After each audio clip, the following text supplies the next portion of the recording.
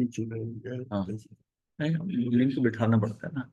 मनुष्य के पुरुषार्थ की महत्ता को नहीं माना, मनुष्य के पुरुषार्थ की महत्ता नहीं माना, और नीति में जो लिखा होता है वही होता है। जिनकी ये ऐसी सोच होती है कि नियति, अब हमारा जो चल रहा है वर्णन वो नियति के ऊपर चल रहा है। तो 5 समय में नियति वह सभी की नीति तय करती है, होनी की अनहोनी नहीं होती और होनी की होनी नहीं होती। ये एकांतिक मत है। इसका मतलब है कि कुछ परिवर्तन नहीं हो सकता, जो जैसा है वैसा होगा। ये एकांतिक मत है। महावीर भी नियति को मानते थे, परंतु वह नीति कोई तीसरी शक्ति तय नहीं करती, जीव स्वयं ही तय करता है। नियति मेरे पिछले जन्म में कहीं पर मैंने इंटेंट दी होगी, भाव वही ऐसा हो जाए, ऐसा हो जाता तो अच्छा था, ऐसा था, और उसके अकॉर्डिंग जो है, अगर आपका वैसे कर्म हो जाते हैं तो वो जाकर वो वैसी स्थितियां बनती है, क्योंकि आप ही ने मांगा हुआ है पहले से। आज आपकी परिस्थितियां बदल गई, आज आप वो नहीं चाहते आप, लेकिन वही चीजें आ रही हैं आपके सामने, और फिर आप कहते हो ये ऐसा नहीं हो तो ऐसा हो जाए, और फिर उसमें फाइन ट्यून करते हो। समय होगा तो हो जाएगा, वरना जैसा होना होगा। तो ये क्या है, ये महावीर नियति को मानते थे। महावीर की जो नियति थी वो सम्यक नियति थी। सम्यक नियति जैसे मान ली, एक होता है कि उसमें पुरुषार्थ को गोल गौन कर देना, भाई जो होना होगा होगा। व्यक्ति जो है, जीव जो है अकर्मण्य, जैसा है, अपने को कुछ नहीं करना, जैसा होना होगा हो जाएगा, ऐसा नहीं है। ये नीति जो है, ये नीति गलत है। ये एक्चुअली ये तो जीव को मिथ्यात्व में ले जाती है, क्योंकि वो पुरुषार्थ को मानते ही नहीं। सम्यक नीति मतलब पुरुषार्थ। हाँ, हाँ, सम्यक नीति मतलब है कि उसने पुरुषार्थ करा और जो परिणाम आया उसको स्वीकार कर लिया, उसमें जो कर सकता था। तो महावीर का कथन है कि चाहे हमने अज्ञानता और मिथ्या दशा में कैसी भी नियति बांधी हो, मतलब हमने की नियति कैसा बांध लिया, किस गति में गए, किस योनि में गए, बांध ली ऐसी। लेकिन आज तो मनुष्य है, आज तो हम समझते हैं, हम चेंज कर सकते हैं अपने आप को, हम सारी चीज समझते हैं। हम उसी के हिसाब से अगर करते हैं, तो फिर जब जो चीज हमने अज्ञानता या मिथ्या दशा में नीति बांधी थी, अब ज्ञान दशा में सम्यक्त हो जाने पर मैं उस नीति के फल को निष्फल कर सकता हूं। भाई जो मिथ्यात्व के कारण मैंने कुछ बांध लिया, आज अगर सम्यक्त आ गई तो क्या वैसे ही होगा जैसा पहले होना है? फिर सम्यक्त का क्या फायदा हुआ? अब उसका बदलाव आएगा, अब उसकी दृष्टि बदल जाएगी, उसका कार्यशैली बदल जाएगी उसमें। और यही उसका पुरुषार्थ है, यही उसका पुरुषार्थ है। सुफल आने पर सुख को सुख ना मानो।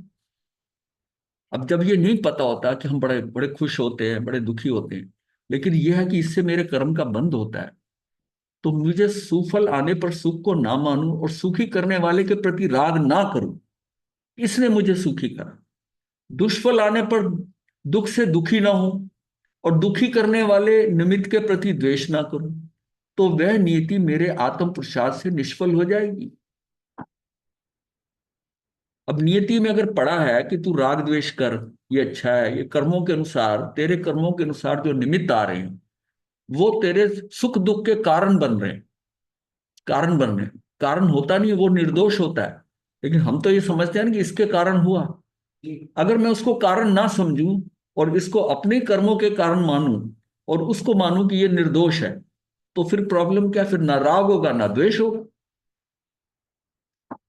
राग द्वेष है कि मेरी दृष्टि उस पर जाती है और मैं इस बात का निर्णय करता हूं कि इसके कारण हुआ, तो मेरा राग भी होगा, द्वेष भी होगा।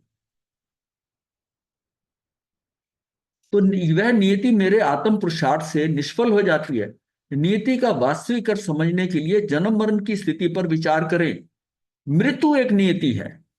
अब नीति, मृत्यु एक नियति है, क्या कोई इसका अपवाद बना है आज तक कि मैं अपना मरना को टाल दूं? ये नियति है, ये नियति है, मृत्यु एक नियति है।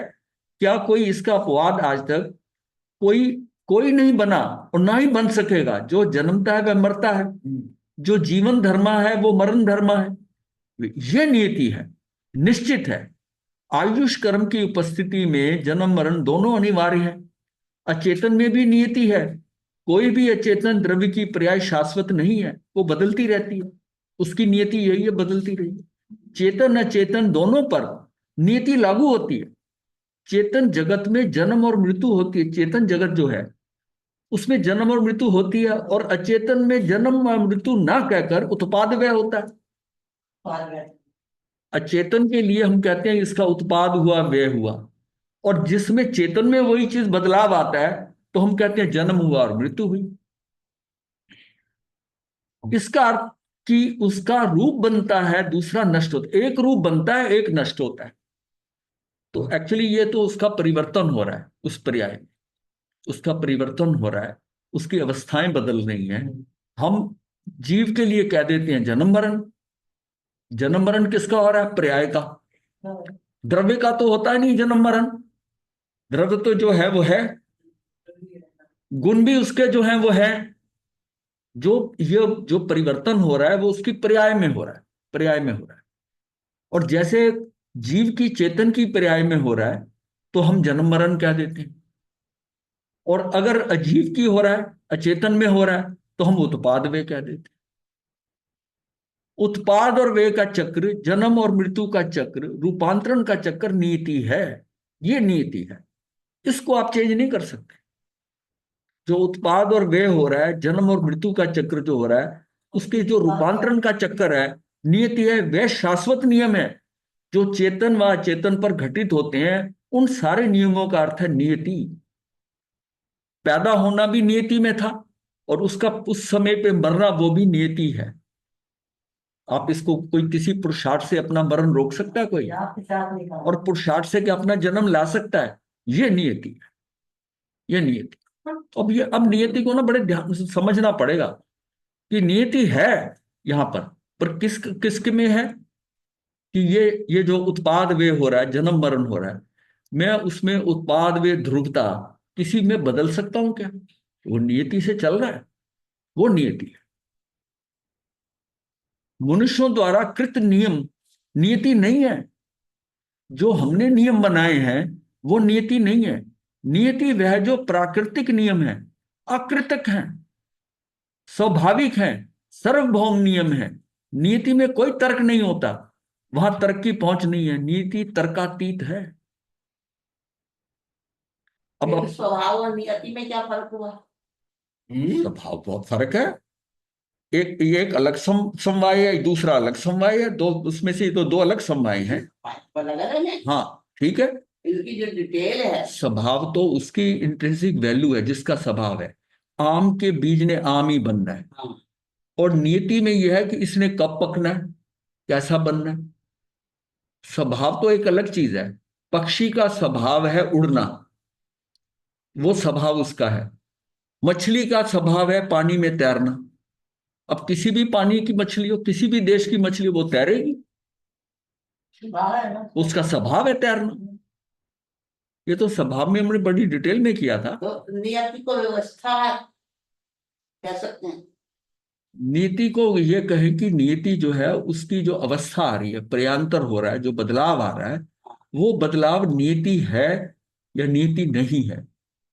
अब इसको समझना है, एक गोशाली की नियति है, गोशाले वो की तो अलग है, वो तो नहीं, अलग नहीं है, पर अलग। समझना पड़ेगा आपको। वो तो भाग्यवाद है, नियति है, वो अलग है। हाँ, तो फिर कौन सी नियति आप कहते हो? नहीं, नियति को व्यवस्था नियति ये वाली नियति है कि जिसने जन्म लेना है और उसके मरने को आप रोक नहीं सकते। शाश्वत नियम जो भी है। हाँ, ये सारा क्या है कि जो शाश्वत मरना जीना जो शाश्वत नियम है, इसको आप बदल नहीं सकते। प्राकृतिक जो है नियति, मनुष्यों द्वारा जो नियम बनाए हैं, वो नहीं, वो कृत नियम नियति नहीं है।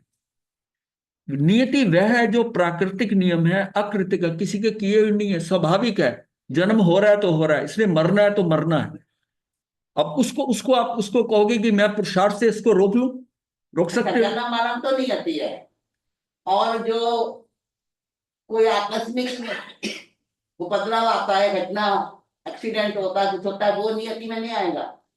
क्यों नियति में क्यों नहीं? अगर होना ही है, हाँ। पुरुषार्थ में तो बचने की कोशिश भी करता है ना। हाँ, एक्सीडेंट होते हैं तो वो तो जैसा होना है, जिसका नियति वो उसमें है ना, कि इसकी आयुष खत्म हो रहा है और इसने जाना है। वो मरण ही हो रहा है ना, चोट लग रही है, मरण हो रहा है, वो तो उसमें उसकी कर्मों के अनुसार वो पड़ा ही हुआ है। उसमें आप बदल थोड़ी सकते हैं कि मैं गाड़ी को यहां रोक लूं जहां पर द्रव्य क्षेत्र काल भाव से एक्सीडेंट होना, मैं बच जाऊंगा।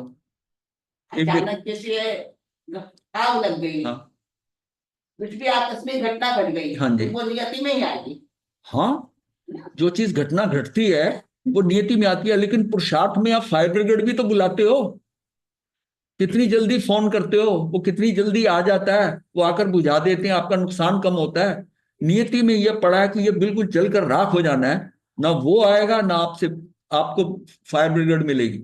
हाँ। वो आएगी, जब तक आएगी तब तक भस्म हो चुका होगा, तब भस्म हो चुका होगा। अब वो नियति में पड़ा है कि कितना बचना है, और कईयों के आग लगती है और ऐसा सिस्टम बनता है कि उसी समय गाड़ी आ जाती है। तो नियति को व्यवस्था से हम अध्ययन व्यवस्था कर तो है सकते ही है, व्यवस्था में है, एक होता है कंट्रोलेबल, एक होता है अनकंट्रोलेबल। पुरुषार्थ हो रहा है आपका, पुरुषार्थ कर रहे हो, नियति, अब सारा कुछ उस पर भी नहीं डाल सकते, नहीं, मतलब सादा तो किसी एक समवाय पे आता ही पुरुषार्थ को नहीं, गौण नहीं कर सकते आप। किसी पुरुष एक समवाय पे पूरा तो आता ही नहीं है।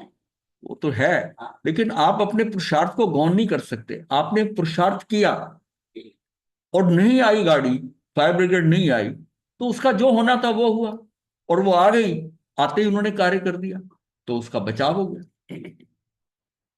तो ये चीज जो है ना नियति का हिसाब से, क्योंकि वो कर्म सिद्धांत चल रहा है, आपकी कितनी हानि होनी है, कितना अच्छा है, आप कितने भी समझदार, कितने भी तेजी से कार्य करने वाले हो, कितने भी रिसोर्सफुल हो, कि मैं तो एक फोन करूंगा तो आ जाएगी, वो गाड़ी नहीं आती। अब उसको पता चला कि वो बहुत रिसोर्सफुल आदमी है, उसने फोन करा, उसमें आनी है, पता चला कहीं और आगे लगी हुई है, गाड़ियां वहां गई हुई हैं, अब ये थोड़ी एक ही टाइम में दोनों लग जाए, तो उसका सारा कुछ भस्म हो गया।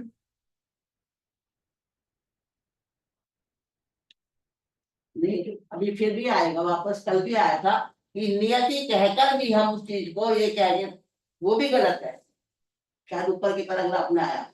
नहीं, नियति कहने का क्या मतलब, अपने को एक चीज समझनी है, नियति में भगवान ने भी नियति मानी है और गोशालक ने भी नियति मानी है। हाँ, वो सम्यक गोशालक की नियति अलग है और भगवान ने जो बताया नियति अलग है। भगवान भी नियति को मानते हैं कि जैसा भी परिणाम हो रहा है, जहां पुरुषार्थ आपका काम नहीं कर पाता और जो परिणाम आता है वो नियति का है। बनी है। पुरुषार्थ अगर हारता है और निष्फल होता है तो वो नियति के आगे निष्फल हो जाता है। और अगर अगर पुरुषार्थ ऐसा लग गया कि वो नीति को भी कंट्रोल कर सकता है,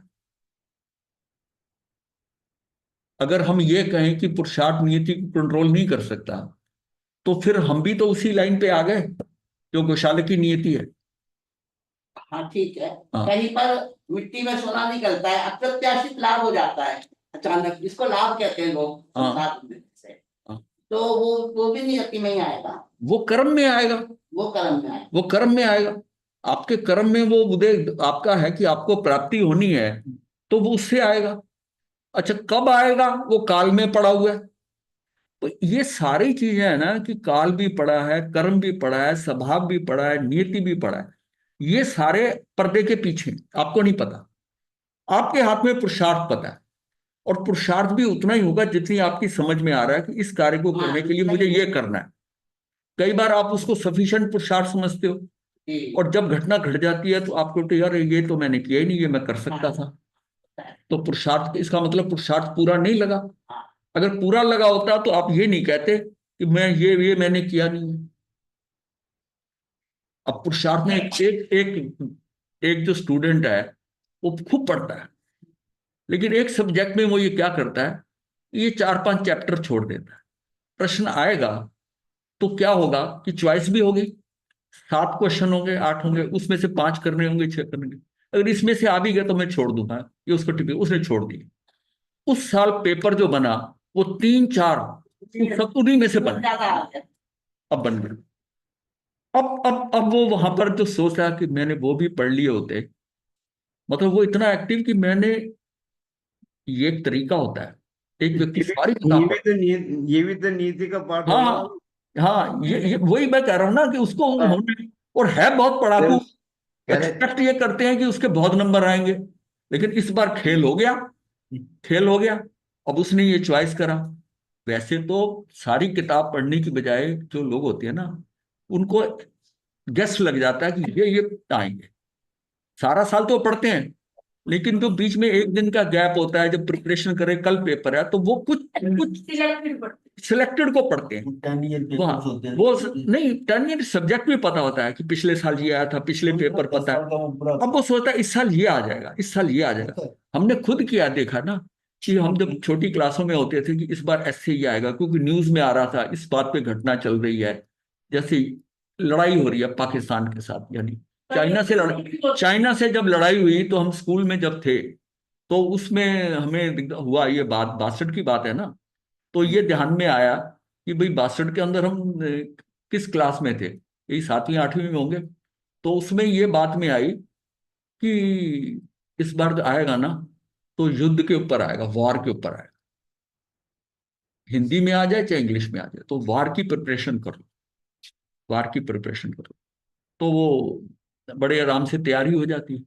और वार में आया तो मैं वार के ऊपर किताब ढूंढ रहा था, तो एक एमए की किताब मिल गई दिल्ली पब्लिक लाइब्रेरी से, तो वहां से मंगवा कर उसको पूरा याद कर लिया, वार के ऊपर पोएट्री के स्टैंजे भी, ये भी सब के, वो सारा याद करके वो पूरा लिख लिया। वो पेपर में वार ही आ गया, बड़े प्यार से वो सारा लिख दिया। वो छमाई पेपर होते वो थे। टीचर ने जो वार का वो पढ़ा, उसको लगा कि इसने तो कॉपी किया, ये ऐसा लिख ही नहीं सकता। वो आए, नंबर तो पूरे दिए, लेकिन मुझे बुलाकर पूछा उन्होंने और कहा कि ये कहाँ से नोट किया ऐसा। अब वो मेरे स्टैंडर्ड की लैंग्वेज का तो था नहीं, वो हाई था बहुत स्टैंडर्ड। तो वो उसको देखकर कहने लगे, मैंने कहा जी ऐसा है, आपको जो संदेह हो रहा है ना, मैं अब मुझे क्लास में बिठा दीजिए, मैं अभी लिख देता हूँ, मुझे टाइम दे दो। कह रहे ठीक है लिखो। मैंने हू बहू लिख दिया, ठंडे हो गए। मिश्रा जी थे हमारे टीचर, वो बिल्कुल ठंडे हो गए। और उसमें कई शब्द उनको नहीं आते थे, तो उनकी हिम्मत नहीं हुई काटने की। उन्होंने सर्कल बनाकर क्वेश्चन मार्क लगाया, क्वेश्चन मार्क लगाया, और फिर मेरे से पूछा। फिर उन्हें बताया, मैंने कहा कि इस किताब लिखा, ये तो एमए की है किताब। मैंने कहा जी क्या, फिर एमए किया तो क्या हुआ, मैंने याद कर लिया, मैंने लिख दिया। मैंने याद करा, मैंने लिख दिया। उसमें तो हम याद ही करते थे ना, समझ कर याद करते थे, और बढ़िया से बढ़िया लिखने का। उस टाइम ऐसे वो अच्छे माने जाते थे जिसमें पोइट्री के स्टैंजे हो, ऐसा लिखा हो, एग्जाम्पल कोट की हो। तो मुझे वो घटना याद है कि वो टीचर को कैसे डाउट हुआ कि ये जो है ना, ये कहीं किताब से लिखा गया, किताब से लिखा गया। हाँ, उसकी लैंग्वेज से उसकी वैकेबुलरी ऐसी थी कि उसको मेरे स्टैंडर्ड से पता था कि ये उसका लिखने का स्टैंडर्ड नहीं है, नहीं है। इसलिए उनको संदेह हो गया। तो संदेह हो गया तो उन्होंने मेरे से बात करी, तो मैंने भी उसको क्लियर करने के लिए कि जी मैं दोबारा लिख देता हूँ। तो ये सारी चीजें क्या है, हम किसी चीज को सोचते, और बहुत बार ऐसा हुआ है कि प्रश्न हमने सोचे और समझ में आ गए, वो वैसा ही आया। यस लगता है कई बार। यस लगता है कई बार। जो नियति वाली बात कर रहे हैं ना, जैसे हमारे यहाँ जो होता है हायर सेकेंडरी के अंदर ना, केमिकल एनालिसिस करते हैं, कोई साल्ट दिया होता है, समझो जरा इस बात को, नियति को समझना। साल्ट दिया हुआ है तो उसको हम एनालिसिस करके उसमें आधा पौना घंटा लग जाता है, इससे कम नहीं लगता। ये डाला, फिर टेस्ट करके हम बताते हैं इसमें ये चीजें हैं। 3 घंटे लगते थे। हाँ, मतलब टोटल होता है उसमें, कई बार फंस जाते, निकलता नहीं है, नहीं समझ। 6 रेडिकल का काम होता है। अब मेरे साथ क्या था कि मैं जो सॉल्ट, मुझे एक्सपेरिमेंट क्लासेस में रोज करते थे हम क्लास के अंदर, केमिस्ट्री की, हफ्ते में 3 दिन, वो जो सॉल्ट मिलता था ना, उसकी थोड़ी सी पुड़िया बनाकर मैं रख लेता था। और घर पे मैंने सारी पुड़ियां उसके ऊपर लिखा होता है, ये सॉल्ट है, ये सॉल्ट है, सूंघ लेना, ये कर लेना, ऐसा कर लेना। तो ये चीजें हम ऐसे करामात करते थे। और वहां जो है ना, चांस की बात है कि उस दिन एक्सपेरिमेंट से पहले वो सारी पुड़ियां मैंने जितनी मैक्सिमम हो सकी देखी, ये हो सकता है, वो आ गई जो टिपिकल थी। और सूंघ के पता चल जाएगा, जो सूंघ के गया था वही सॉल्ट मुझको मिल गया। मैं वो उसको, सब लड़के पहले सॉल्ट एनालिसिस करते हैं, मैं और कामों में लग गया जो और थे। टीचर मेरे पास आया, क्या कर रहे हो, तुमने वो शुरू ही नहीं किया। अब वो बचपना था ना, जैसे 11वीं में। मैंने कहा जी उसका क्या करना, वो तो साल्ट मुझे पता ही ये है। और टीचर तो वहां से घबरा गया। कितने कॉन्फिडेंस से बोला ना। इतने कॉन्फिडेंस से बोला। हाँ, अच्छा, टीचर को भी नहीं पता था। टीचर अंदर लैब में गया, जाकर उसने वो पुड़ी का नंबर से देखा कौन सा सॉल्ट है, इस रोल नंबर को ये सॉल्ट दिया है। तो उस देख के आया तो आकर वो थोड़ा तिलमिलाया भी, तुम्हें किसने बताया? उसने सोचा लैब असिस्टेंट ने बताया होगा। मैंने कहा जी किसी ने नहीं बताया। तो मुझे ये अब सारा प्रोसेस मुझे सुनाओगे कि कैसे आप निकालो? हाँ, अब वो सॉल्ट एनालिसिस करने के लिए नहीं, मुझे सुनाओ कैसे करोगे। हाँ, मैंने कहा जी मैं ये वाला काम कर लूं, हाँ, उसके प्रैक्टिकल का थ्योरी में पूछा। हाँ थ्योरी कर दी उसने, थ्योरी कर दी। और वो हैरान हो गया कि ये कैसे। अब ये ऐसे ऐसी चीजें जो है ना, अब क्या है, नियति कहाँ पड़ी होती है आपको नहीं पता, जी, नहीं पता। और आपने पुरुषार्थ किया, वो फिट बैठ गया, फिट बैठ गया। तो जैसे जीवन में एक्सपेरिमेंट होते हैं कि कोई चीजें उसको आप एक्सेप्ट कर लो कि ठीक है कि ऐसा है, इसको समझ। और मेरी बताने में अगर गलती हो जाती तो नंबर काट लेता हूँ, वहीं तक हो जाए। वहीं काट लेता। उसको सारा प्रोसेस बताया, वो समझ गया कि इसको करना आता है। अगर ये करता, समय चाहे लगता लेकिन ये कर लेता। उससे ये क्या हुआ कि मैंने और काम सारे कर लिए, और उस पे मैंने जो उसको बताया वो लिख दिया, सारा लिख के फटाफट मैंने मतलब वो टेस्ट ट्यूब में केमिकल वगैरह डाले ही नहीं। हाँ, हाँ, तो मेरा टाइम उसके बताने में निकल गया। तो मैंने कहा जी मैं तो अब ऐसे लिख दूंगा, कहता लिख दो कोई बात नहीं। तो ये सारी चीजें क्या होती हैं, और कई बार मार भी खाई है ऐसे, और सोच के कि भाई, और वो जैसे मैंने बताया ना कि वो चैप्टर छोड़े और उसी में से ज्यादा प्रश्न आ गए। हाँ। तो ये सारा चलता है। मैं तो इसको अलग अलग थोड़ा समझना चाह रही हूँ। अलग अलग बताया ना मैंने, तो नियति में पढ़ा था। समझ अब मैंने जो पुड़ियां देखी थी, जो घर पे पड़ी थी, 70-80 पुड़ियां होंगी, वो मैंने सारी थोड़ी देखी।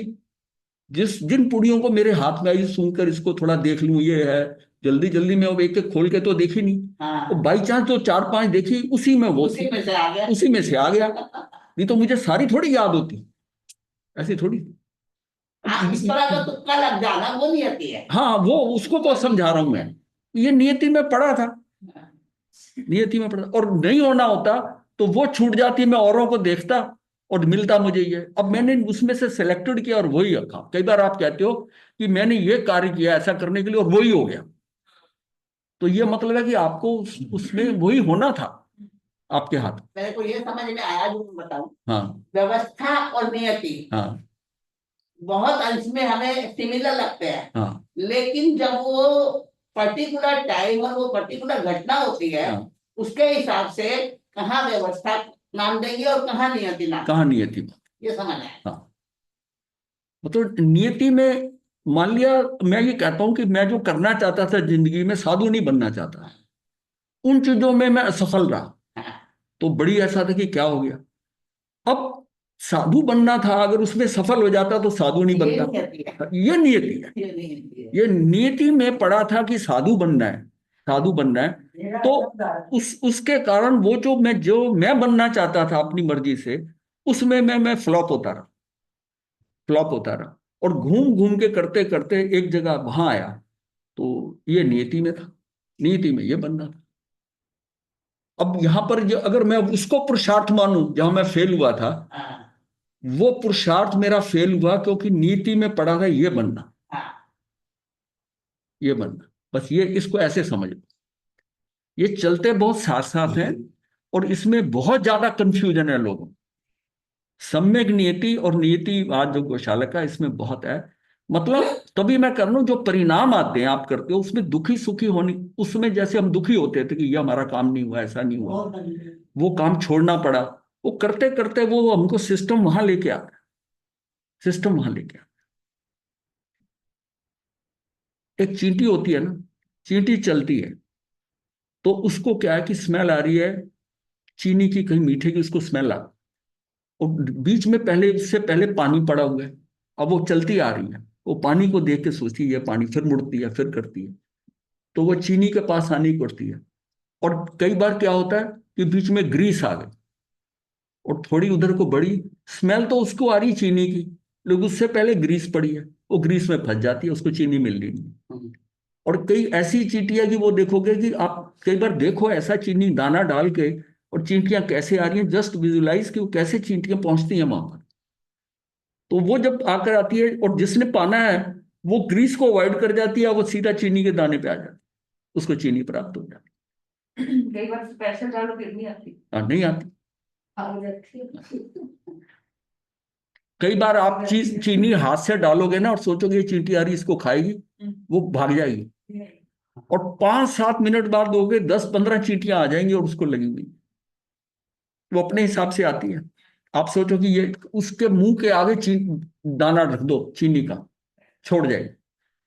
कई बार चीनी पर नहीं आती, नमकीन पर आ जाती है। ये आप इसको ना ऐसा, इसलिए जो सहजता शब्द है ना, उसका मतलब है कि ये परिणाम ना तेरी मर्जी से नहीं हो रहे, तू अपनी मर्जी से पुरुषार्थ कर सकता है।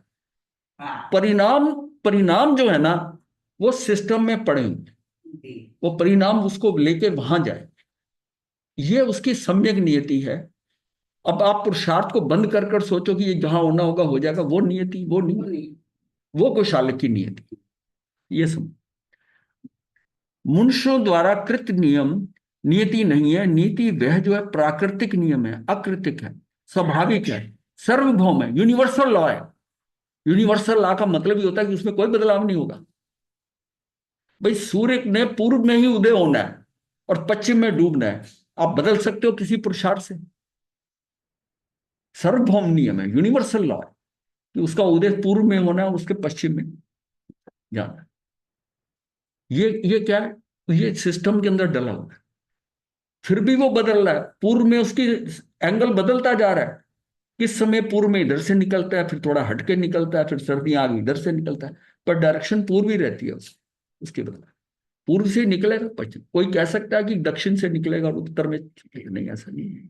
ये क्या, ये यूनिवर्सल लॉ है। यूनिवर्सल लॉ है तो इसको समझो कि नियति में ऐसा है। नियति तर्कातीत होती है, तर्क नहीं कर सकते इसमें। यह बताना उचित है कि जीव का निकाचित कर्म नियति है। अब उसमें कैसे बदलेगा निकाचित कर्म, ये नियति है। अब ये नियति है अगर, तो इसका मतलब इसमें पुरुषार्थ फेल हो गया? नहीं, पुरुषार्थ इसमें भी है। जो कर्म जैसा बांधा है वैसा प्रदेश उदय के अनुसार आगामी जन्मों में स्थिति बंध के अनुसार भोगना ही पड़ता है, परंतु फल उदय वैसा भोगे या नहीं भोगे इसमें जीव स्वतंत्र है। यह मेरा पुरुषार्थ है। मैं अपने पुरुषार्थ से अगर मैं इस चीज को, अपने आप को आत्मा में स्थिर कर लेता हूं, तो फिर वो जो कर्म निकाचित कर्म उदय में आया वो नियति था, उसमें मैं कुछ कर नहीं सकता था, पर पुरुषार्थ के द्वारा मैं अपने को यहां बिठा सकता हूं। अब मैंने क्या करा, उसके फलोदय को कंट्रोल कर लिया, और जो प्रदेश उदय हो रहा है वो हो रहा है। तो ये इससे समझ आता है ना कि किस, उदय पे कंट्रोल हो सकता है, हाँ, प्रदेश उदय पे कंट्रोल नहीं। हाँ, मतलब यहां बताना उचित है कि जीव का निकाचित कर्म नियति है, क्योंकि वो बंधा हुआ है और फिक्स है, और आना ही आना, उसमें तो कुछ नहीं कर सकता। ना उदीर ना कर सकता है, ना अपवर्त ना कर सकता है, ना उद्वर्त ना कर सकता है, ना संक्रमण होगा, वो सारी चीजें नहीं हो रही। पर तू एक तरफ, तू, इसका मतलब है कि तू पुरुषार्थ कर ही ना इस काम में, इसका मतलब इसमें 5 समय में पुरुषार्थ नहीं है, इसमें पुरुषार्थ है। तू पुरुषार्थ करके अपने आप को आत्मा में स्थिर कर लेता है, तो ये भी निकाचित कर्म की नीति में वो जैसा आएगा प्रदेश उदय हो जाएगा, तुझे अनुभाग नहीं, तुझे फल नहीं में उसका भोगना पड़ेगा। इसका मतलब यहां भी पुरुषार्थ है, परंतु फलोदय वैसा भोगे या नहीं इसमें जीव स्वतंत्र है। अगर जीव निकाचित कर्म के उदय में अपने स्वभाव आत्मा में हो तो फलोदय रसोदय का वेदन नहीं करता, यह उसका पुरुषार्थ है। अर्थात निकाचित कर्मों के भोगने में भी जीव के पुरुषार्थ का महत्व है। जिसमें कान में कीले ठोके गए भगवान महावीर के, उस समय क्या है कि उनका पुरुषार्थ चल रहा था, वो अपनी आत्मा में ध्यानस्थ थे, था वो निकाचित कर्म, लेकिन बच गए जब ठोके गए। और जिस समय उनको कीले निकाले गए जब किए, उस समय वो उसमें नहीं थे, उनका ध्यान में नहीं थे, तो उसको उनका पूरा भोगना पड़ा, अनुभव हुआ, पूरा हुआ। ये भी तो हो सकता था कि इस समय भी वो ध्यान में होते जब निकाले जाते, नहीं आता पर नहीं, वो दुख उनको भोगना है, वो भोगना है।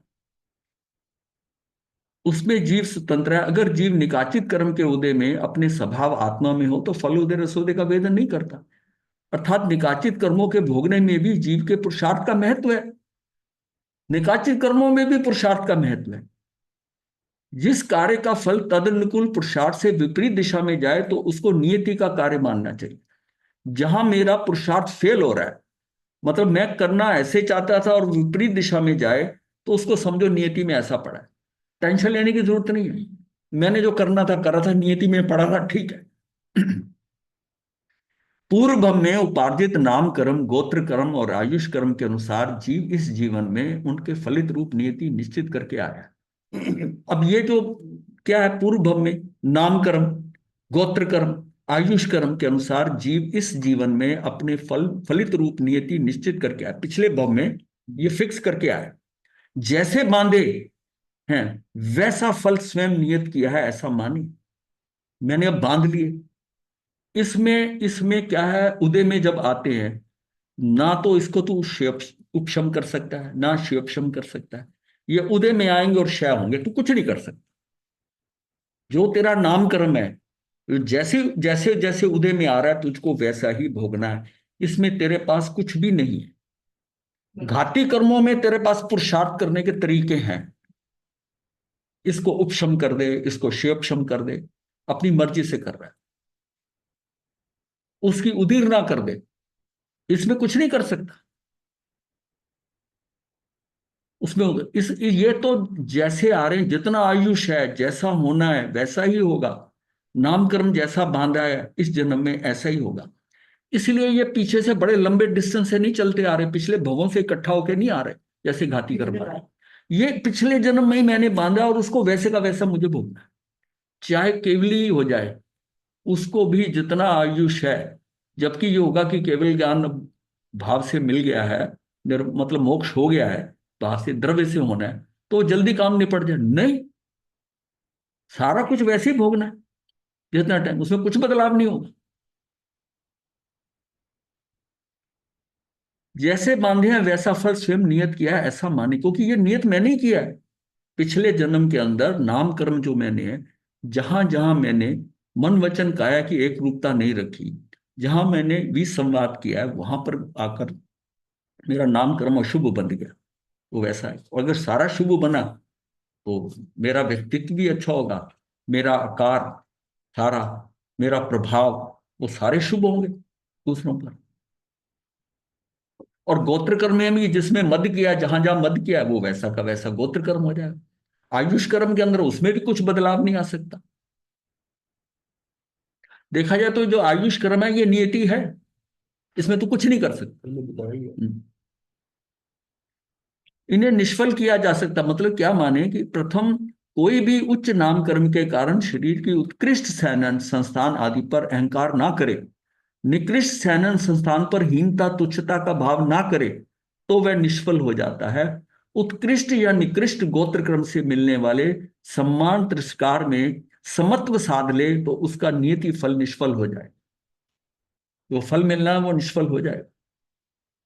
ये हमारा पुरुषार्थ है कि मेरे साथ जो हो रहा है, सफलता हो रही है, निष्फलता जो आ रही है, जो सम्मान मिल रहा है, तिरस्कार मिल रहा है, अप्रभावित सहज सहज भाव से ले, अप्रभावित होकर ले।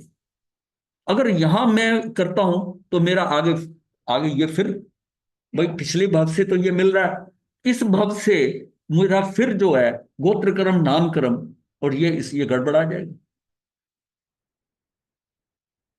ये जो घाती कर्म की 101 प्रकृतियां हैं, घाती सिर्फ 47 है 148 में। ये 101 अगर मैं संभाल लेता हूं, मैंने कहा आज के समय में जैसे केवल ज्ञानी कोई धर्म में ज्यादा नहीं लगता, पर ये दो तीन चीजें जो है ना ये समाज ले, किसी के समाधि में बाधा नहीं डालनी, किसी का जितना कर सके उसको कहीं रुकावट नहीं डालनी। इसका मतलब उसका आयुष वैसे ही हो, जो उसका आयुष बनना है उसी हिसाब से। और नाम कर्म के कारण उसकी मन वचन काया की एक रूपता है।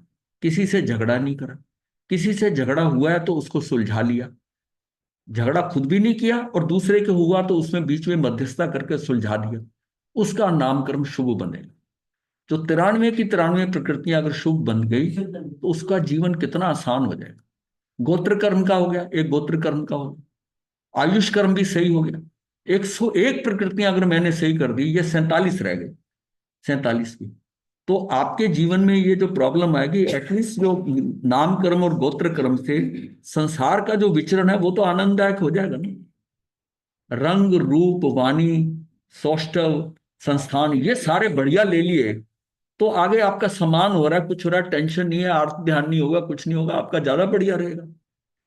इसका मतलब कुछ नहीं तो ये तो करना ही करना है, मन वचन काया की एक रूपता। और इसमें हम जो मायाचारी करते हैं, कहते मन में कुछ हो रहा है, कहते कुछ हो रहा है, उससे मेरा नामकर्म खराब हो रहा है। और नेक्स्ट वेरी नेक्स्ट भाव, क्योंकि वो आगे तक तो चलेंगे नहीं, उसमें हमने गड़बड़ कर दी। अपना भाव बिगाड़ दिया। घाती कर्मों को चेंज करने के लिए एक अलग चीज है, लेकिन ये पुण्य करते हुए, ये सारा करते हुए, इसको तो मैं सही बांध सकता हूं। ये प्रकृतियां मेरी सही बन गई तो उसमें भी अगर ये सब ठीक है तो साता साता भी दुखी नहीं करेगा। नामकर्म बढ़िया। नामकर्म को ज्यादा दुखी क्या करता है, वो नामकर्म के हल्के बंधने के कारण मुझे असाता होती,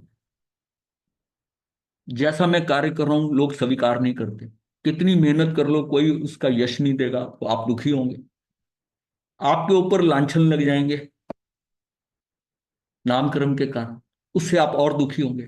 अगर ये नामकर्म ही संभाल लिया तो देखो आप कितना कितना निवृत्त हो गए, सब चीज में बढ़िया हो रहा है नाम। और ये बहुत आसान है मेरे हाथ में कि मन वचन काया की एक रूपता कर दूं, बस। बहुत इंपॉर्टेंट है ये पॉइंट। गोत्र कर्म जो है, गोत्र कर्म का भी ऐसे ही है। गोत्र कर्म अगर नीच है कुछ भी है, लेकिन उसकी नीचता अगर उसको सम्यक्त हो जाती है, वहां से नीचता खत्म हो जाती है, कुछ नहीं फर्क पड़ता चाहे चंडाल के घर पैदा हुआ है। महाराज जी एक बात पूछूं। हाँ जी। किसी भी स्थिति में पांचों समवाय इंटरलिंक हैं और हाँ सामान्य हैं, जी। क्या इनमें से कोई समवाय एक दूसरे से प्रबल है या सब बराबर है? नहीं, कोई प्रबल नहीं है।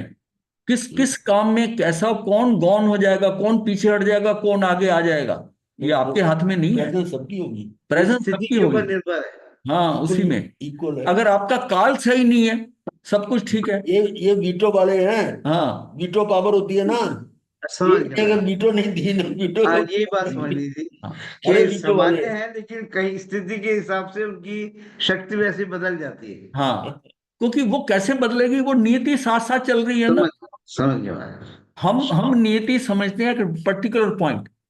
देखिए दोनों चीजों नियति में क्या फर्क है। मैं एक पर्टिकुलर काम को करते हुए एक पर्टिकुलर पॉइंट में ऐसा सोचता हूं कि मैं मेरा ये कार्य होना चाहिए। अमिताभ बच्चन को अनाउंसर की कलकत्ता में जॉब के लिए रिजेक्ट कर दिया गया।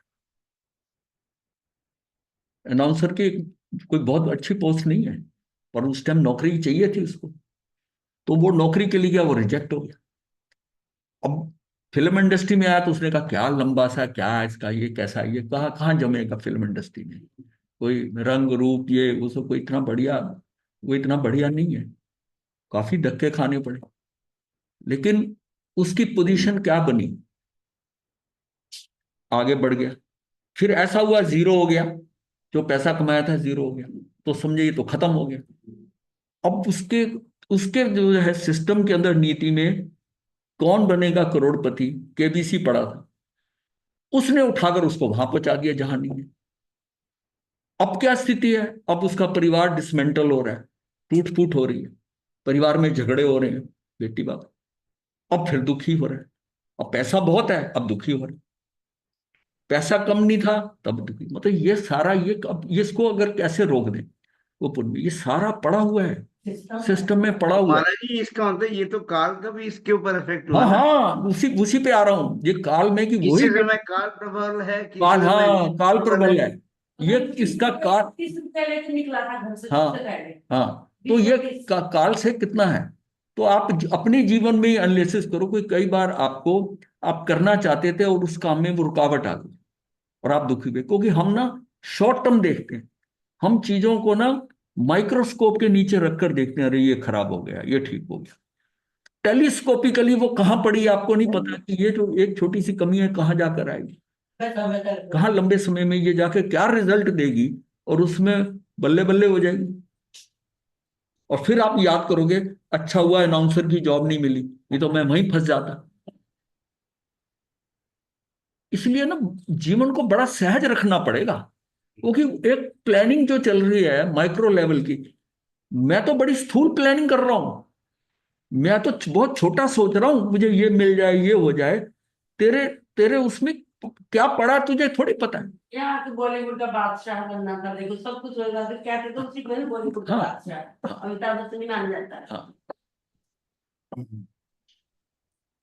आयुष कर्म के उदय या पूर्णता पर जन्म मरण ये नीति का अनिवार्य फल है, परंतु वह नीति स्वयं पूर्व भव में तय बांध बांध कर आया था। इस भव में आगामी भव के इन तीनों नाम कर्म, गोत्र कर्म और आयुष कर्म को नियत करके यह भव पूरा होगा। सुख दुख जो फल प्राप्त होते हैं वह स्वयं पूर्व काल में प्रसन्नगत समय के पूर्व कभी भी इस भव में, पूर्व भव में, भवो भव में 99 लाख भव तक का लेखा अंतर्गत दशांक सूत्र में आया है 10 सुखमाल का। स्वयं ही नियत किया है, वैसे ही फल आता रहा। वो उसमें जो घटना थी जेठानी देवरानी की, उसमें जेठानी ने खुद ही उसको तय किया है ना, तो वो वैसे ही फल आता रहा। उसे भी स्वयं अपने उत्थान यावत पराक्रम से निष्फल किया जा सकता है। साता सुख का अनुभव ना करूं, निमित्त कारण पर राग द्वेष ना करूं, तो वो नियत फल निष्फल हो गया।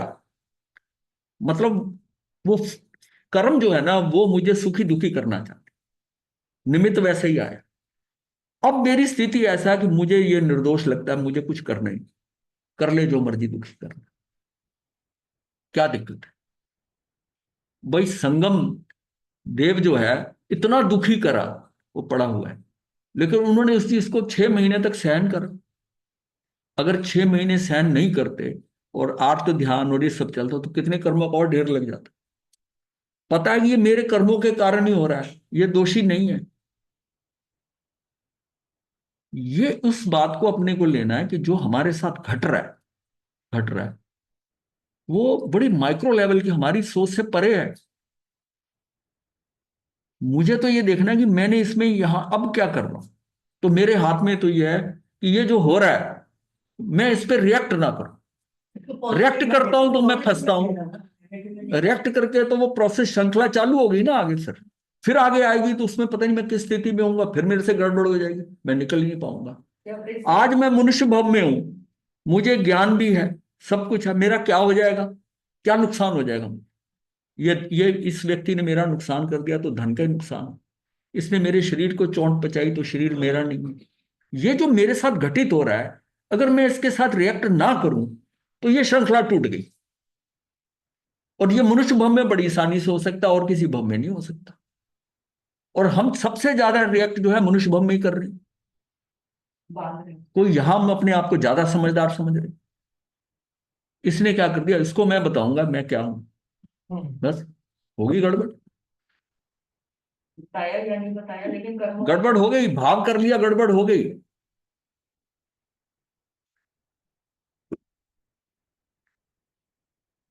साता सुख का अनुभव ना करूं, निमित्त कारण पर राग द्वेष ना करूं, तो वह नियत फल निष्फल हो गया। असाता दुख से दुखी ना हो, असाता आया तो दुख से दुखी ना हो। आर्त व रौद्र ध्यान ना करूं, निमित्त कारण पर द्वेष क्रोध हिंसा का भाव ना करूं, तो मेरी नियति निष्फल हो गई। इतनी सहन शक्ति, ये पुरुषार्थ है। सहन शक्ति आ गई। ये जो मैंने अंदर डेवलप किया, क्योंकि मैं अपना, मुझे इसका नतीजा पता है कि आज मैं रिएक्ट करता हूं, मैं ही फंसता हूं। और मैं ये इस चीज को मैं कंट्रोल करना सीख जाऊं तो मैं बच जाऊंगा आगे से। और ये दुख जो होगा ना, इसी काल का होगा कि आपकी मर्जी नहीं चली ना, आगे से सुखी हो जाएगा, सुखी हो जाएगा। अभी सुख दुख क्या है, अभी सुख दुख जिनको हम देख रहे हैं, ये मेरे शरीर की अवस्था के अनुसार। ये आज की आयु में देखो कि कितनी आयु रह गई है। मान लो 20 साल, 30 साल, ये मेरी मर्जी से नहीं कटे, जैसा मैं चाहता हूं वैसा नहीं हुआ, तो खेल 30 साल का है ना। और मैं इसको एक्सेप्ट करता हूं कि जो हो रहा है ठीक है, तो आगे का समय जितना आना है वो मेरा सही हो जाएगा। अब आपकी चॉइस है कि ये इस 20-30 सालों को ठीक करने के अंदर झमेला करना है या आगे की लाइन जो है उसको सही करना है। और जितना हम यहां सही करेंगे, तो पीछे एक जगह डिस्कशन में आया था कि ये मेरी तैयारी है मनुष्य भव में। मनुष्य भव में जैसा स्टूडेंट पढ़ता है ना, इसका एग्जाम जो है, इसका परिणाम जो है, ये आएगा, आगे मिलेगा, और वो सारा त्याग कर देगा सारा। हम क्या कर रहे हैं कि हम इस तैयारी के अंदर ही अपने आप को एडजस्ट करने की कोशिश करें, ऐसा हो जाए, ऐसा हो जाए, ऐसा ना हो जाए। ये खेल कितना है इस शरीर का? कुछ नहीं। अगर ये काम हमने 25 साल से भी शुरू करा तो ज्यादा ज्यादा क्या होगा, मैक्सिमम 40-50 साल। बस खेल इस सारा इतनी बड़ी अनादि से अनंत तक का जीवन जो है भव ब्रह्म है, उसमें तो सारा 30-40 साल की सोच रहा है इसमें बढ़िया हो जाए, ये मेरी मर्जी से हो जाए, ऐसा हो जाए, पैसा हो जाए, शरीर हो जाए, ये मिल जाए, वो मिल जाए। वो सारा जो मिलना है, जो करना है, मेरा सम्मान हो जाए, पदवी मिल जाए। वो पदवी कितने दिनों की है? यही 30-40 वर्ष की है ना, ज्यादा से ज्यादा। कुछ नहीं पता, उसकी टेंशन क्यों लेता है?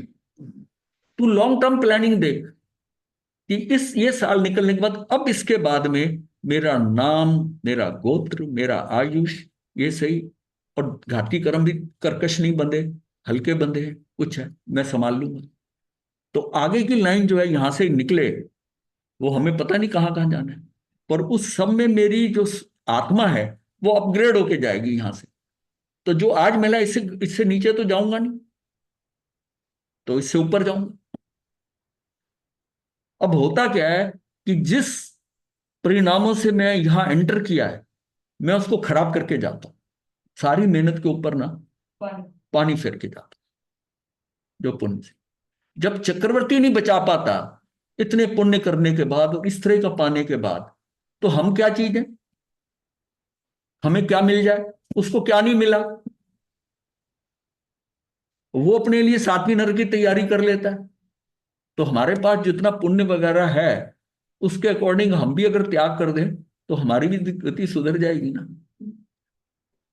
उसको जो मिला है उसको उसने सारा भोग लिया, जीरो हो गया, चल नरक में। और आपका तो उसके सामने कुछ भी नहीं है पुण्य। तो फिर ये इस तरह एवेल्युएट करना पड़ेगा अपने। थे बनना महाराज जी। हाँ जी, हाँ जी, जी, एक क्वेश्चन था, हाँ लाइक जी, जैसे अभी हमारे एक साध्वी जी हैं जो चरण मंगल में थी, विराट महाराज जी की साध्वी थी, हाँ उन्होंने हाँ, अपना बाना छोड़ महाराज दिया जी है। जानते हैं। हाँ, वैभव श्री की बात कर रहे हैं आप? हाँ जी जी, हाँ वैभव श्री हाँ की, हाँ वैभव श्री की। हाँ जी, तो उन्होंने अपना बाना छोड़ दिया, जैन धर्म का साधु का बाना छोड़ दिया, लेकिन हाँ अभी भी हाँ, वो लेक्चर्स देती हैं। हाँ हाँ। तो ये एक उनका, इसको हम कैसे समझे कि ये एक नियति ये थी? भी नियति। देखिए, मेरा उनके साथ बहुत इंटरेक्शन हुआ है, बहुत ज्यादा। ये जो उनका बदलाव है ना, उसके बाद भी वो 2 बार मिल चुकी हैं, जी उनसे इंटरेक्शन भी हुआ। वो उन्होंने ओशो को फॉलो कर लिया, ये उस परिस्थिति में पड़ा। वो पूना के अंदर चतुर्मास करने लगी थी, वहां उनका ओशो का पूरा मतलब हेडक्वार्टर वहीं पर ही है। उनके अच्छा कांटेक्ट में आ गई, और कुछ ऐसा हुआ कि वो बदल गई। फिर जी 2 साधवियां वहां से चली थी, चरमश्री और वैभवश्री। चरमश्री वापस चली गई कि मुझे बाना बगाना मुख वस्त्रा नहीं हटानी, वो वापस चली गई। जी और इनका ये बात नहीं है कि वो ज्ञानी नहीं है। नहीं महाराज जी, हम लोग तो हाँ उनको बहुत सालों से सुनते हैं। हाँ हाँ, मैं मुझे पता है मेरे सारा। मैं तो वो चरण उनके मंगल का साथ हम मेरा बहुत विराट गुरु जी से इतना इंटरेक्शन हुआ है। जी मतलब विराट गुरु जी का है, अशोक विहार में हमारे स्थानक में उनका चतुर्मास कराया गया। जी सारा कुछ उनको बड़ा अंडरस्टैंड भी किया, किसी चीज की कमी नहीं थी। पर नियति में ये पड़ा था, जी, ये नियति में नियति पड़ा में था। था और काल भी था, जो भी आप समझो, क्षेत्र भी हो गया। तो मैंने लेकिन उन अभी अभी जब वो लेक्चर देते हैं, तो हाँ मतलब पहले तो हम उनके लेक्चर हम रिलीजियसली देखते थे, मैंने तो सारे उनके लेक्चर सुने हुए हैं, हाँ, कई ठीक सालों है। से सुनते हैं।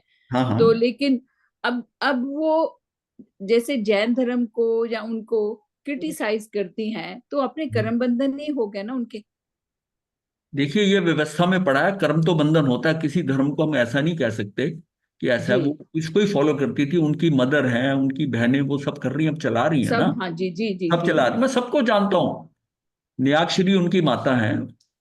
हाँ, मतलब सारा उनकी कुछ। उनकी जो चरम मंगल मैगजीन है, ये अशोक व्यास से शुरू हुई थी। चरम अच्छा। हाँ, अशोक व्यास से शुरू हुई थी।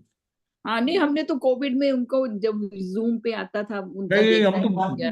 जब ये मेरा ख्याल, चलो। हाँ, लेकिन ये आप समझो उसको कि जितना जाने, मतलब उसमें कोई कमी नहीं थी उनके अंदर। बिल्कुल नहीं, बिल्कुल नहीं यार। हाँ, तो ये बल्कि नियति काल क्षेत्र सारा। दीक्षा से पहले हमने मुंबई मुंबई में उनके दर्शन करने गए थे, दर्शन जी करके आए थे वाशी में। और उससे कांटेक्ट पूरा रहा। एज ए ज्ञान के हिसाब से कोई कमी नहीं, पर नियति में जो पड़ा था वो यही था। जी, इसको नियति बोलेंगे आप। हाँ, इसको नियति में बैठे। जब नियति ज्ञान हो की गया, कमी काल कुछ हो नहीं गया, है, क्षेत्र पर हो आज गया। नियति उनको वहां ले गई है। नियति जी, वहां। ठीक है। तो महाराज जी, ये जो नीति ले गई, ये क्या कर्म समझे? नियति में तर्क नहीं चलता। हाँ, नियति में तर्कातीत है ना। हाँ, नियति तर्क, इसमें तर्क नहीं चलता। तर्कातीत है। ये तो उनको, जी अब जिस व्यक्ति के साथ है, जैसे सफेद बाने उतारे, मुंह पत्ती उतारी, और ये सारा जो है, ये उसकी नियति में पड़ा था। इसको हम शायद, हमें इसमें कमेंट करने की जरूरत नहीं है। हाँ, जी हमें कमेंट करने की जरूरत नहीं है, ये उनकी नियति है, वो संभाले। हम तो जी दृष्टि उनके ज्ञान पे दें, जो हमने पाया उनसे ना, बस वहां तक ठीक है।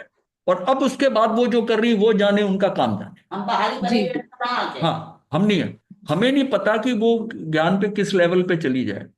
ये बिल्कुल वैसे है ना, कि जैसे वो साधु वैश्या के घर जाकर वहीं रह गया, नदी से। जी और जी हम सोचे ये तो खराब हो गया, तो बिगड़ गया।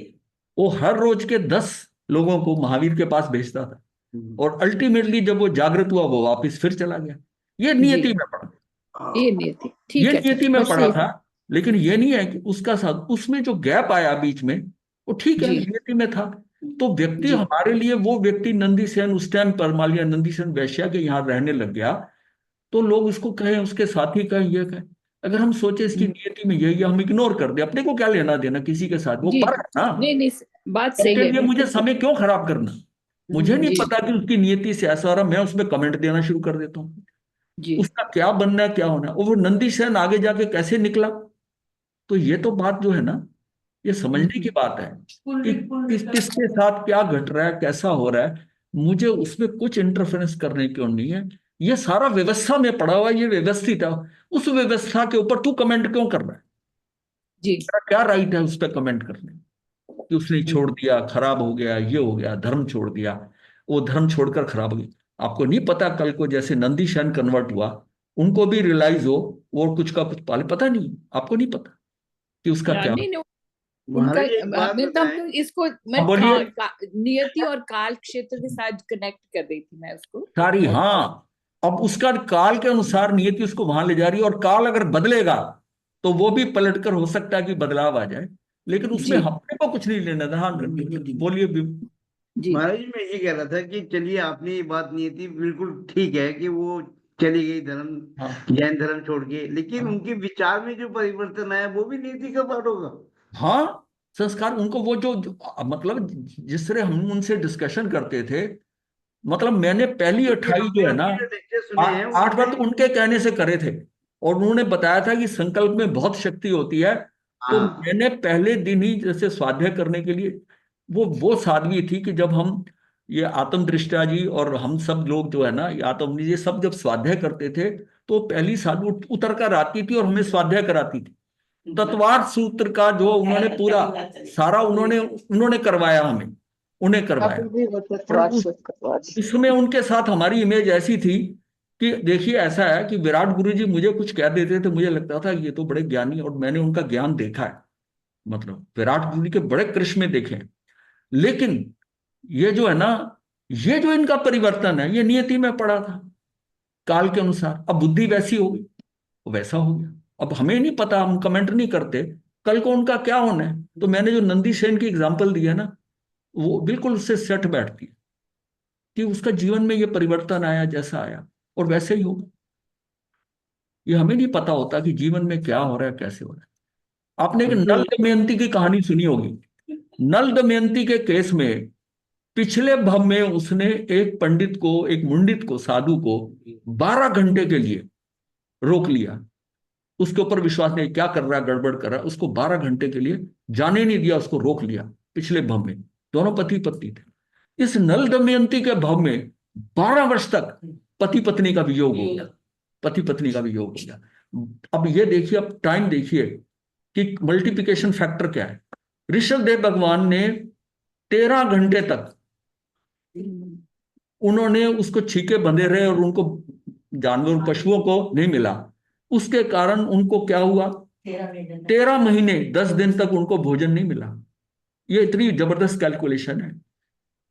13 घंटे से वो हो गया, इन्होंने उसको जो है 12 दिन तक रखा। क्योंकि उनका डायरेक्ट दोष हाँ, नहीं था उसमें। और ये 12 वर्ष तक उनका उनका जो हो गया। और कैसे हुआ कि वो नल इतना उसको अच्छा, दमयंती के साथ इतना उसका स्नेह था, प्यार था, वो जंगल में छोड़कर उसकी पल्लू पे बांधकर और चला गया।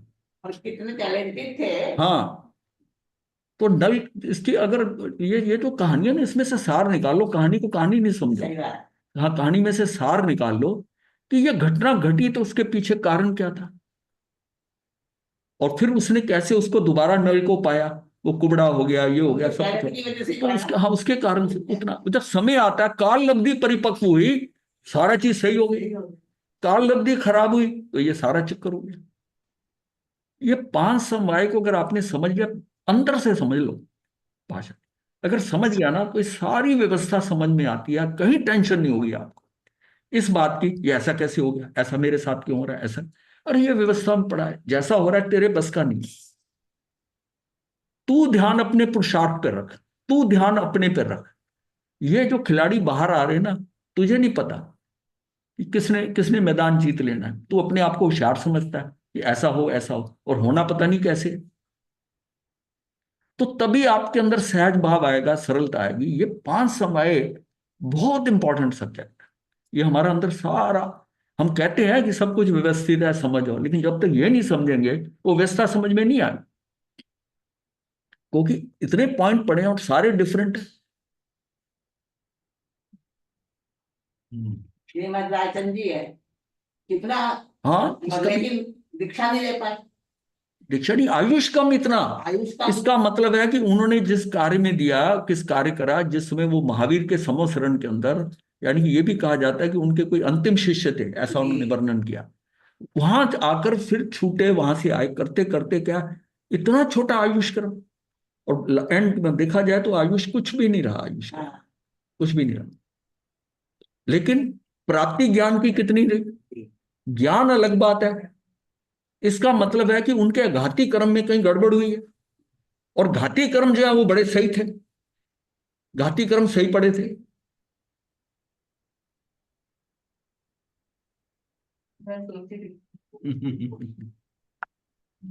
ये तो नियति का बहुत बड़ा एग्जाम्पल हो जाएगा हमारे। हाँ, इसको समझना है अपने को, और इसको अपने अंदर एक बार धार लिया ना, और बिल्कुल वरी नहीं करनी कि नाम कर्म, गोत्र कर्म, आयुष कर्म, ये बड़े आराम से, जैसा आयुष कम है ज्यादा है, बड़ी आयु लंबी है, लेकिन वो बिस्तर के ऊपर लेट लेट के ही गुजारता है, और फिर बेड सोर हो जाती है। कहने को आयुष बड़ी लंबी है, जोशी ने देखा उसके हाथ में, कहा तेरी बड़ी लंबी आयु। अब लंबी आयु कैसे निभाई भाई, आयु तो वही इतना स्वस्थ रहकर रहे, और उस समय वो आर्त ध्यान कर रहा है, उसके नए कर्म बन रहे हैं। लंबी आयुष क्या करनी है, तभी कहा कि आयुष लंबी हो तो बढ़िया वाली हो, नहीं तो ना हो, निरोगी हो। हाँ, लेकिन हमने कहीं ना कहीं उसमें गड़बड़ की होगी ना, तो वो मतलब इतना फाइन, मतलब है ना, दंड भी मिलना है, कितना मिलना है, कैसे मिलना है, वो कितना मल्टीप्लाइंग फैक्टर से हो रहा है आपको, तो ये से डरना है हमने। अब मनुष्य भव में 5-10 साल आपने ठीक ढंग से चलन कर लिया, इसके कितने सागरोपम से आपको देवगति में बेनिफिट मिलना है, या इसका उल्टा हो गया तो नरगति में कितने सागरोपम धुलाई होनी है। इसका मतलब है कि मनुष्य भव में बहुत इसका मल्टीप्लाइंग फैक्टर जो है ना, ये वेकरी शरीर में बहुत ज्यादा है, और दारिक शरीर के अंदर आप थोड़ा सा करते हो इतना सा, उसका कितना ज्यादा मल्टीप्लाई होके मिलता है। लाइफ का हिसाब है। हाँ हाँ, उसका इतना इतना हिसाब है। बिल्कुल। इसलिए ये बहुत खतरनाक है। मनुष्य भव में मुक्ति होती है वो ठीक है, लेकिन फंसता भी इसी में सबसे ज्यादा। चलिए,